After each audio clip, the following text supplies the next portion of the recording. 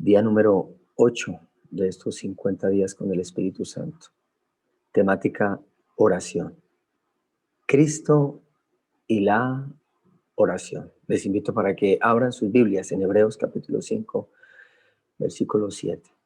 Hebreos capítulo 5, versículo 7. Vamos a leer la palabra en el nombre del Padre, del Hijo y con la preciosa dirección y guianza de su Espíritu. Hebreos 5, 7. Y Cristo, en los días de su carne, ofreció ruegos y súplicas con gran clamor y lágrimas al que le podía librar de la muerte.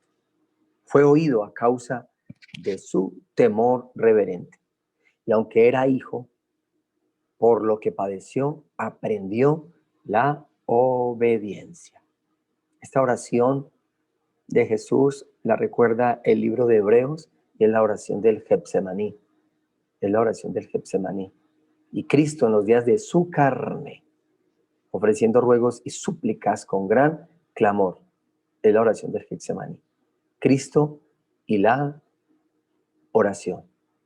Hemos entendido y hemos siempre creído que nosotros tenemos referentes.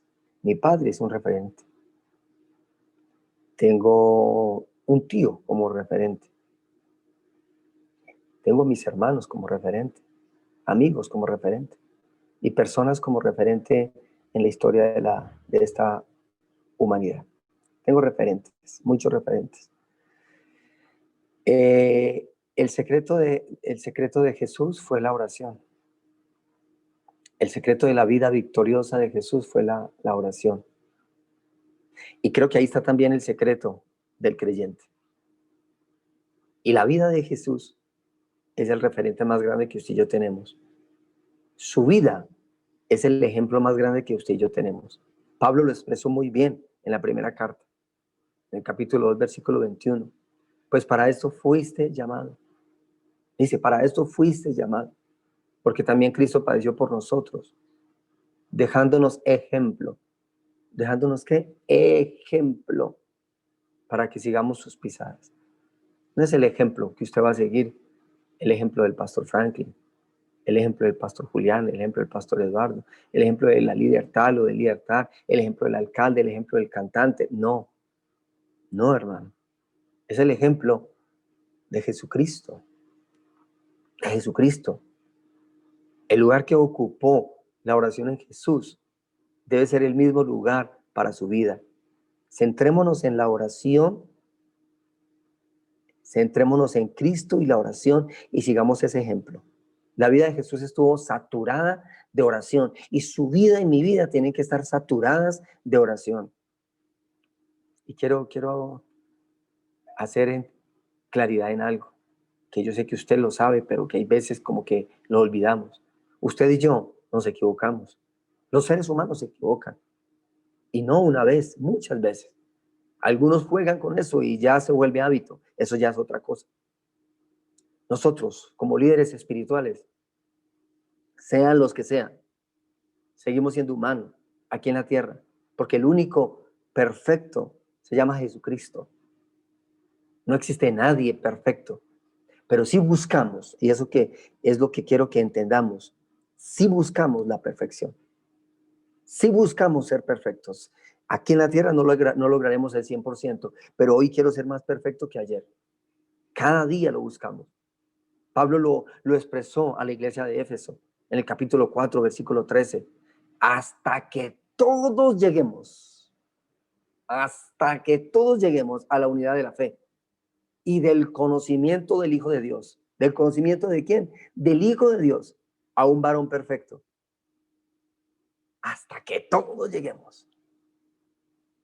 Es una medida, es la estatura de la plenitud de Cristo. Y hoy estoy creciendo más a esa medida. Mañana creceré más a esa medida. Por eso es menester nuestro, es menester de nosotros, solo poner la mirada en Cristo. El escritor de Hebreos en el capítulo 12, versículo 2, lo tuvo bien claro. Puesto los ojos en Jesús. Y yo hoy quiero ser instrumento para decirle a ustedes, pongan los ojos en Jesús, no en el pastor Franklin. Pongan los ojos en Jesús, no en el pastor X. Pongan los ojos en Jesús, el autor y el consumador de la fe. A no ser de que Dios diga otra cosa, a no ser de que esté pasando otra cosa inmanejable. Cristo y la oración, el modelo, el ejemplo para poder que usted y yo tengamos una vida llena del Espíritu Santo de Dios. El secreto está en la oración. Y para poder lograr la llenura del Espíritu Santo, el secreto está en imitar, a pesar de los errores, imitar a Jesús. A pesar de las circunstancias aquí en la tierra, imitar a Jesús. Pablo, para mí, es un referente y yo siempre tomo como referente a Pablo, pero siempre subo al nivel de Cristo. Pero Pablo tenía bien claro la humanidad, y para mí es una de las palabras más refrescantes cuando mi carne quiere dominar el espíritu, pero el espíritu vence. Y cuando me siento mal, y cuando me golpeo, y cuando me siento como pequeño. Romanos capítulo 7, Pablo lo expresa a la iglesia de Roma, capítulo 7, versículo 15, porque lo que hago no lo entiendo. No lo entiendo.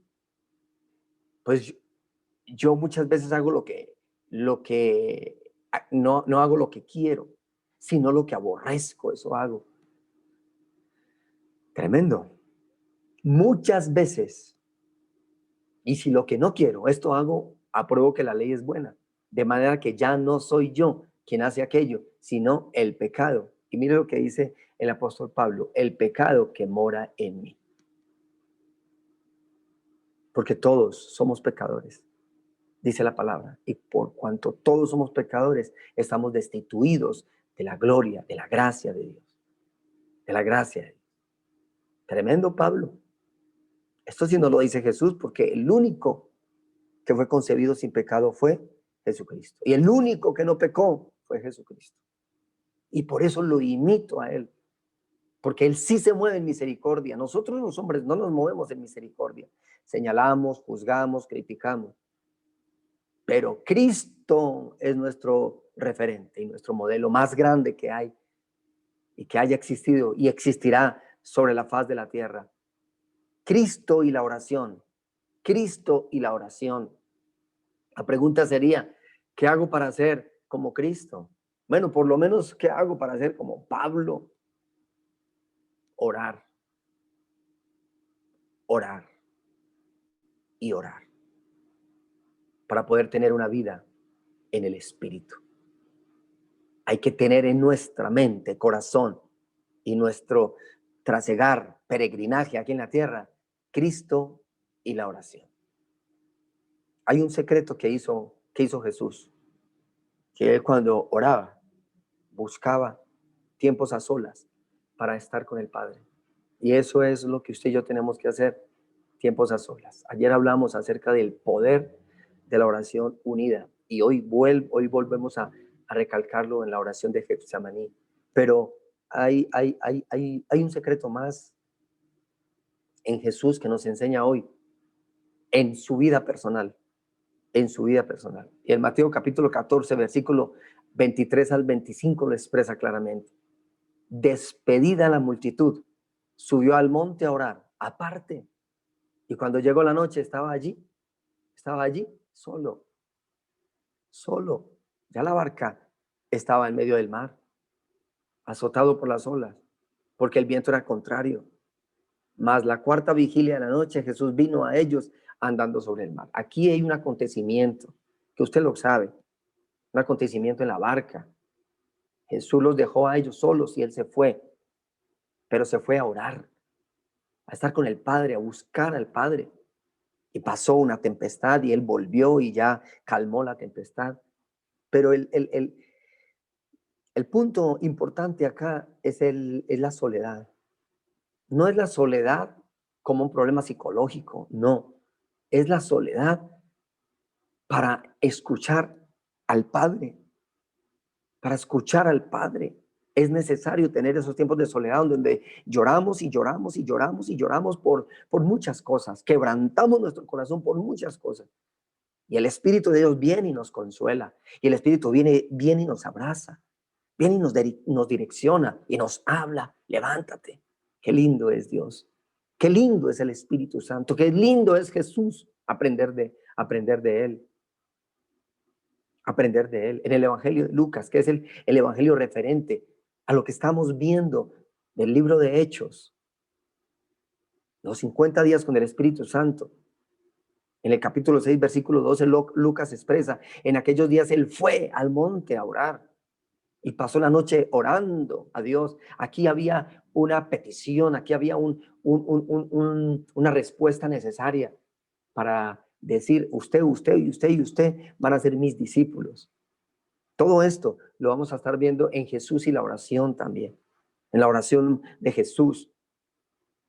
Pero es importante tener en cuenta el término soledad, o solo más bien. Solo, usted y Dios, solo. 5 minutos, media hora, 1 hora, mediodía, 1 día, 2 días, 3 días, el tiempo que sea necesario. El Evangelio de Marcos también hace referencia en el capítulo 1, versículo 35, levantándose muy de mañana y siendo aún muy oscuro, salió y se fue a un lugar desierto y allí oraba, a un lugar desierto. Los tiempos de atalaya que hacemos unidos, allí desde la casa, estamos solos también. Esos son tiempos de refrigerio porque estamos solos. Usted puede llorar y usted puede orar a Dios pidiéndole al Señor mientras que los hermanos están clamando por la ciudad. Y usted, amén, amén. Pero hay un tiempo de soledad también, a las 3 de la mañana, vigilias. El Getsemaní es la enseñanza más hermosa que existe en la Biblia acerca de la oración. Por encima de la oración de Jabes, de Ana, de Daniel y de cualquier hombre o persona en la Biblia, no hay una enseñanza más preciosa acerca de Cristo y la oración, que es allí en el Getsemaní. En el Getsemaní, esa es la enseñanza que hay en la Biblia de las más precisas acerca de la oración. Usted y yo en el Getsemaní reconocemos la grandeza y la humildad de la persona de Jesús. Y nos están llevando a eso también. En el Getsemaní vemos como Jesús de manera reverente busca la presencia del Padre, esperando respuesta hasta que la encuentre. Toda oración desde este punto de vista tendrá respuesta. Y dígale a la persona que está al lado y dígase usted mismo, toda oración la responde Dios. Toda. Obviamente hay exigencias, santidad, apartado para Él, obediencia, muchas exigencias hay. Pero toda oración para los hijos, toda oración desde el punto de vista del Getsemaní tiene respuesta. O sea que hay que subir al Getsemaní de vez en cuando. Hay que subir al Getsemaní o hay que mantener en el Getsemaní, más bien, el Getsemaní. En Lucas capítulo 22, 39 al 46, en Mateo capítulo 26, de 36 al 45, y en Marcos capítulo 14, 32 al 42, que son los evangelios sinópticos que tienen referencia y hacen referencia al Getsemaní. Al Getsemaní. Yo quiero leer, pero desde Lucas, que es el evangelio del Espíritu, referente, que estamos teniendo referencia, del 39 al 46. Y saliendo, se fue como solía al monte de los olivos y sus discípulos también le siguieron. Cuando llegó a aquel lugar les dijo, orad que no entréis en tentación. Y él se apartó de ellos a distancia como de un tiro de piedra y puesto de rodillas oró, diciendo, Padre, si quieres pasa de mí esta copa, pero no se haga mi voluntad, sino la tuya. Y se le apareció un ángel del cielo para fortalecerle, y estando en agonía oraba más intensamente, y era un sudor como grandes gotas de sangre que caían hasta la tierra. Cuando se levantó de la oración y vino a sus discípulos, los halló durmiendo a causa de la tristeza, y les dijo, ¿por qué dormís? Levantaos y orad para que no entréis en tentación. Hemos escuchado esta cita bíblica de Getsemaní en muchas predicaciones y siempre Dios nos va a hablar y siempre Dios nos va a exhortar. El sándwich, como acostumbro decir en términos de escuelita, el sándwich de esta oración está en el 40 y en el 46. El 40, orad que no entréis en tentación. Y el 46, orad para que no entréis en tentación. Ese es el propósito. La tentación al no orar. La tentación en no volver a escuchar la voz de Dios. La tentación en apartarme de la cruz, en apartarme de Dios. Eso es lo que está pasando en la iglesia cristiana de hoy. Ya no ora. Ha caído en esa tentación. Ya no ora. Y al no orar perdemos la comunicación con el Padre. Perdemos la relación con el Padre. Y yo quiero que observemos aquí 7 cositas importantes con las frases, con las expresiones. Y la primera, como solía. Ahí las tengo resaltadas. Como solía. Como solía. ¿Qué significa? Que la oración de Cristo era constante y que su oración y mi oración tiene que ser constante, como solía.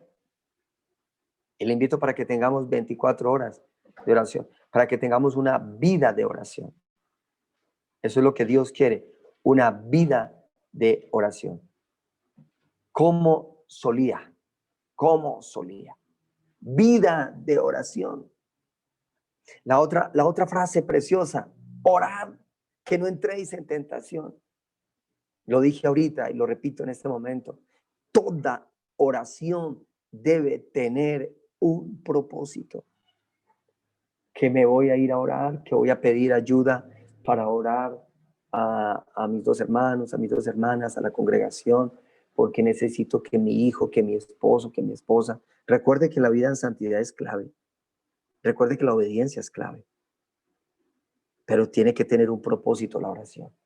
La oración religiosa, legalista, fanática, que convertíamos nosotros, la oración del Padre Nuestro, la oración de no sé qué, la oración, los escritos, los hacíamos de una manera mecánica y rutinaria. Eso no tiene propósito, no tiene propósito. La oración tiene que nacer, tiene que salir del corazón.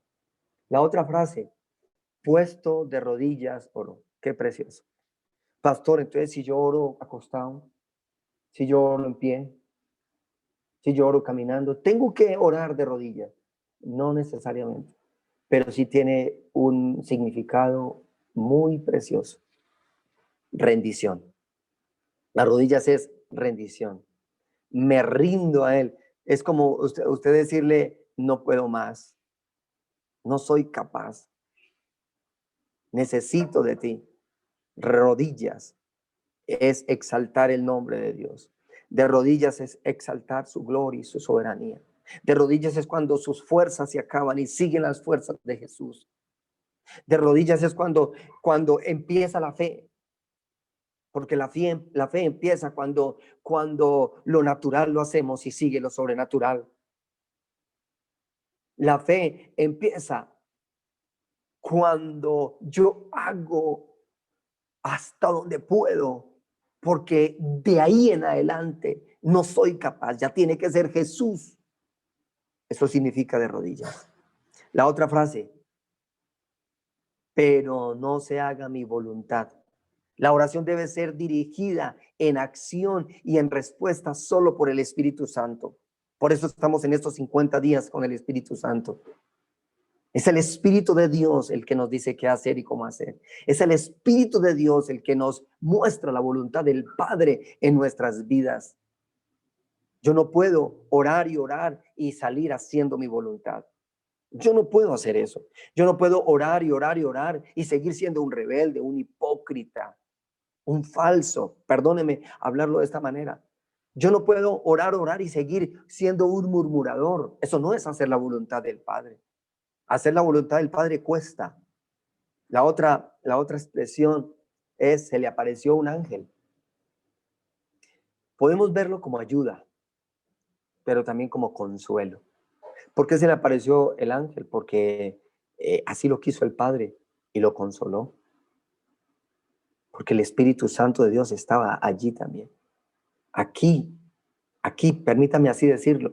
Nosotros tenemos personas que son como ángeles. No estoy reverenciando a los ángeles, pero como ángeles. Cuando nos llaman, yo he recibido varias llamadas, pero una llamada en particular para mí fue de un ángel que Dios lo puso.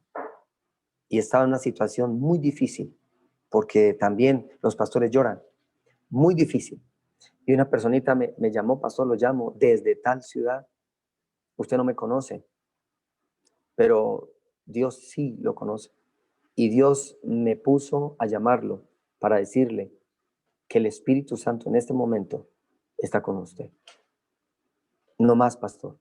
Aunque usted no me conozca, me dijo el nombre, me dijo el ministerio, me dijo todo, pastor, bendiciones. El Señor dijo que no le dijera quién era yo.